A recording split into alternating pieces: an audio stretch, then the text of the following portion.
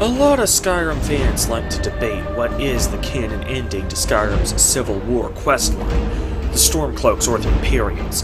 Fudge Muppet has an interesting fan theory where the war actually continues indefinitely, as evidenced by the lore given to us by Agnir of the Greybeards, where war was often used interchangeably by the Old Nords with the phrase season unending. That's an interesting theory, but I actually have a theory of my own. What if both sides win at the same time? What's up guys, Acer Thorn here, and welcome to another lore and discussion video. Now, when I say that both sides win at the same time, I don't mean that in a metaphorical sense. I don't mean to suggest that the armies actually reach some sort of compromise so they can both claim partial victory. No, I mean both sides completely conquer their enemies in a one-sided affair. The battle for Solitude ends with the Stormcloaks claiming total victory, killing General Tullius in the process, and Ulfric eventually goes on to become High King. Meanwhile, at the same time, the battle for Windhelm ends with General Tullius executing Ulfric in the Palace of the Kings and claiming victory for the Imperials at the exact same time. The battle for Whiterun simultaneously ends with the Stormcloaks conquering Whiterun and Balgruuf and the Imperial Alliance driving back the Stormcloak Rebellion, not in two different battles, but in the exact same battle. After the war is over, High King Ulfric Stormcloak can even return to Windhelm and visit his own dead body. Now, some of you might reasonably ask, how is that even physically possible? Well, in the real world it isn't, at least not under our current understanding of the laws of physics. But in the Elder Scrolls universe, not only is that possible, it has actually happened multiple times before. The way this can be possible is summed up in two words: dragon breaks. So what exactly is a dragon break? The short version is that it's when time flows non-linearly, but that doesn't explain even 1% of the dragon break's symptoms. Basically, after a dragon break happens, timelines split into different versions. From this point, it appears no different from the current real-world multiverse theory, where every choice a person makes actually splits the timeline into multiple timelines, and in each one of each possible choices are made. For a heavily simplified explanation of this theory, I would recommend watching the direct-to-DVD movie Justice League: Crisis on Two Earths. However, time flowing non-linearly also means that time can flow backwards, as well as branching out. For example, the in-game book, The Dragon Break Re-Examined, whose title was shortened to simply The Dragon Break in Skyrim, speaks of the end of the Third Era and the fall of the Septim Dynasty. Anybody who is even a casual fan of the Elder Scrolls knows that these events happened during the Elder Scrolls IV Oblivion. Only problem is, this book is available in Morrowind. However, he doesn't describe the fall of the Septim Dynasty as something that has been prophesized. He describes it as something that has already happened. Because when there's a dragon break, past and future events have no distinction. That's not to say that the Morrowind and Oblivion necessarily took place during a dragon break. It only means that the book was originally written during a dragon break. My guess is that it was written during the events of the Warp in the West, but we'll go into more detail about that in a minute. However, the primary difference between dragon breaks and current real-world multiverse theory is that, after a while, the timelines eventually reconverge into a single linear timeline where past and future are clearly distinct from one another. This results in historical accounts appearing contradictory due to the multiple timelines being consolidated into one. For example, some texts describe wars taking place that others do not cover, or multiple people having possession of a unique artifact at the same time. So far in the history of Mundus, there have only been 3 full-blown dragon breaks, with 2 historical events demonstrating some of the symptoms of a dragon break, but not all of them. The first historical event that had even a few of the symptoms of a dragon break is the Time Wound. This is a major plot device in Skyrim, and the use of the Elder Scroll sent Alduin forward in time. But the Time Wound also enabled the last Dragonborn to go back to the point of Alduin's defeat. This is not considered a true Dragon Break, though, because time is bilinear rather than non-linear. The Dragonborn can only travel to the exact point where the Time Wound was first created. There was no splitting of the timelines, no contradictory events happening, and the rip in time was limited only to the space in the immediate vicinity of the igniting action. The second time a partial Dragon Break is theorized to have happened is in the year 1E 700. I'll come back to that in a minute, because understanding later Dragon Breaks is crucial to understanding this one. The first full-blown Dragon Break is also the longest one in history, known as the Middle Dawn.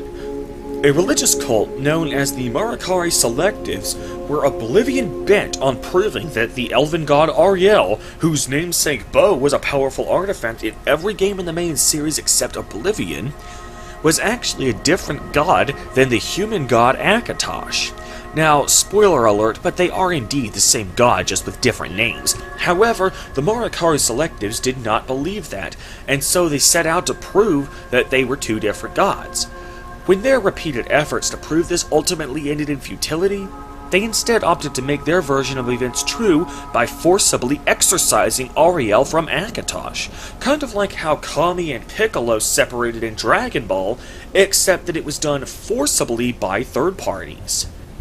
The efforts of the Marikari Selectives to separate Ariel from Akatosh not only ended in futility, but actually resulted in the longest Dragon Break ever recorded, lasting for 1,008 years, from the 13th to the 23rd centuries of the First Era. The second full-blown Dragon Break occurred at the very end of the Second Era. Tiber Septim had conquered most of Tamriel, but there was still the Somerset Isles that were resisting him. To end the resistance, Tiber found the remains of the Numidium, a war machine created by the Dwemer that is the closest thing the Elder Scrolls universe has to a weapon of mass destruction. The Numidium also caused the third full-blown Dragon Break, and the most recent one that has been widely documented. This third Dragon Break is known as the Warp in the West, which I mentioned earlier as my prediction for when the book The Dragon Break Re-Examined was most likely written. This is the only Dragon Break to have happened during one of the games in the franchise, specifically Daggerfall.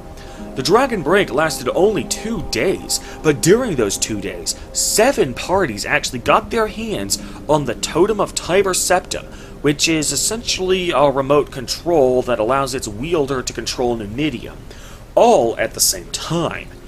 As I said earlier, historical accounts of multiple people having simultaneous possession of a unique artifact is usually taken as evidence that a Dragon Break happened, and this is such an instance.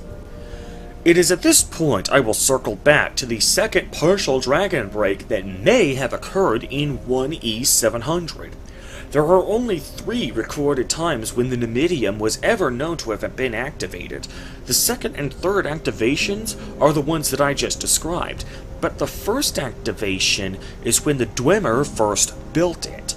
They got their hands on the heart of Lorkhan and wanted to use this divine heart to power the Numidium, but as soon as they shoved the heart in there and turned the robot on, they disappeared from the world almost instantly. Since 2 times out of 3, the activation of the Numidium is known to have caused a Dragon Break, many theorize that the initial activation of the Numidium might also have caused one, and that this Dragon Break is the main cause of the Dwemer's disappearance, much like how the Time Wound, the first partial Dragon Break, resulted in Alduin's disappearance. This would suggest that the Dwemer, like Alduin before them, may actually return in a later game. Anyway, back to the Dragon Breaks. Now that we know as much as the lore actually tells us about what Dragon Breaks even are, how do we know one is occurring as of the events of Skyrim? After all, we can't say that a Dragon Break is the canon ending to Skyrim Civil War if we can't show that a dragon break is even happening in the first place? To answer that, we have to ask ourselves, what exactly causes a dragon break? While Bethesda has never fully explained the conditions in which dragon breaks occur, if you've seen my video about the origin and nature of the Eye of Magnus, you know that when Bethesda says something in their games isn't meant to be understood by the players, I say, challenge accepted. Knowing of at least 3 full-blown dragon breaks and having evidence of 2 partial dragon breaks, we can notice a common element among them. Every known dragon break in history, partial or full, have been preceded by, and even directly caused by, a mortal tampering or attempting to tamper with a god. Not just using a divine artifact like Ariel's bow, but actually changing the god in such a way that its nature or original purpose is perverted. For example, the Middle Dawn was caused by a bunch of mortals trying to change Ariel and Akatosh so that they were 2 different gods. They were trying to forcibly alter the nature of a god, and that resulted in a dragon break. In the 3 times when the Numidium was activated, remember that the Numidium is powered by the Heart of Lorkhan. So every time the Numidium is used, the Heart of Lorkhan is being used for a purpose it wasn't originally designed for, powering a mortal weapon rather than pumping blood through Lorkhan's body. The Time Wound is a partial dragon break that was caused by a minor misuse of the Elder Scrolls. The scrolls are intended to be divine prophecies, predicting future events and chronicling historical ones. So, using it as a weapon in a war is not its original intended use. It is unknown if the alteration or perversion of a god by other gods will result in a dragon break. There are only 2 known instances where gods were forcibly altered by other gods, Jiggalag being converted into Sheogorath, and Trinamach being converted into Malakath. However, both of those occurred during the Dawn era of Tamriel's history, where time was already non-linear to begin with. So if those events caused a dragon break, it would have been impossible to detect. So now that we have a working theory about what causes dragon breaks, we now turn our attention to the events of Skyrim. Do we have any evidence that any mortals have been tampering with the nature or purpose of any gods? Yes, we do. The Azura's Star. We know from the Oblivion main quest, Blood of a Daedra, that Daedric princes imbue their Daedric artifacts with their own blood, so tampering with a Daedric artifact in order to pervert its use still qualifies as tampering with the Daedric prince himself, or at least a portion of that prince's body, which, as the Heart of Lorkhan demonstrates, is still enough to cause a dragon break. Now, as anyone who has even casually played Skyrim knows, you have the option of perverting the Azura's Star yourself so that it can hold black souls inside it, turning it into the Black Star. This would certainly be enough to cause a dragon break, but what if the player doesn't actually do that? What if he takes it back to Azura and just gets the regular Azura Star as a reward? Well, even if the player does that, it's already too late, as the star has already been perverted by a Dunmer named Malin Varen in order to hold his soul, which is the whole point of that quest. So regardless of what the player does, even if you don't even do Azura's Star quest at all, the conditions for a dragon break have already been satisfied at the start of the game. So now that I have explained what a dragon break is and showed that it is plausible that a dragon break may have occurred during the events of Skyrim, what reason do I have to believe that this is in fact going to be the canon ending to the Skyrim Civil War? After all, even if a dragon break happened, it is still ultimately at Bethesda's discretion which events are actually affected by it and to what extent. Well, remember earlier when I said that the Warp in the West is the only dragon break that has thus far been featured in an actual game? Well, the dragon break was actually invented by Bethesda because of Daggerfall's main quest. In Daggerfall, you had 7 parties you could hand the Totem of Tiber Septim over to. While you could only give the totem to one party per playthrough, The fact that there were 7 possible endings raised the question of which ending was canon for the purposes of other games. Rather than choosing one ending to be canon over the other 6, Bethesda just decided to make them all canon, and they invented the concept of the Dragon Break to explain how that could be. In other words, Bethesda made up this piece of world building precisely to tackle this specific issue, which ending is canon. So, who's to say Bethesda won't just do it again? Not only that, but this appears to be the only truly safe explanation, short of avoiding any references to the Skyrim Civil War altogether in future games. Unlike Daggerfall's main quest, the Skyrim Civil War is much more politically polarizing. If Bethesda were to choose one army to be the canon winners of that war, whichever army they choose, they are inevitably going to piss off half their fanbase. Short of not giving a canon ending to the war at all, the Dragon Break seems like the only safe route. In addition, using the explanation of the Dragon Break can help to resolve the canon endings of several quests in Skyrim that have multiple branching paths, including but not limited to whether you return a Zero Star to its rightful owner or pervert it further into the Black Star, whether you join or destroy the Dark Brotherhood, whether you kill or spare Parthenax, whether you kill Kamadu or hand Sadia over to him, whether you kill Monadnac or help him escape, and many, many other quests. Now, granted, all of this is still speculation. Only those at Bethesda know for certain what the canon ending to Skyrim Civil War questline is going to be. However, I believe my theory not only fits with the lore and the events we find in the game, but is also consistent with precedents set by past games.